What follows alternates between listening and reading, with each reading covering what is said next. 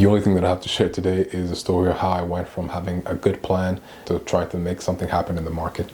The only setup that I had today that was concrete was a closing breakout on oil that was moving sideways inside the high-low range of the previous day. But I decided to get in for a short at a place that seemed pretty good. Trade decided to go down and didn't get past the daily low before reversing and stopping me out with a loss. I wanted to make something happen, seeing the fact that over the last couple of days I've been missing out on opportunities that were very easy. So I switched my eyes to the indexes with no clear idea of exactly what was going on. I did draw out a high-low of a range that seemed to be at the very high of the day. I was just falling for anything, any sign that made it seem like it was going to be going. Went on for a couple of losses. At some point my account was actually above the amount of money that I usually allow myself to lose before I close everything down. After taking a beating on NASDAQ and on DJ30, I decided to switch my eyes to gold to see what could happen. Can't tell you why it decided to go so strongly, but the moment that I saw a reasonable profit on there, closed everything and decided to just end it for the day. The real trade was actually on DJ30. I could have focused on DJ30 and the NASDAQ going forward and being a bit more patient. I would have been able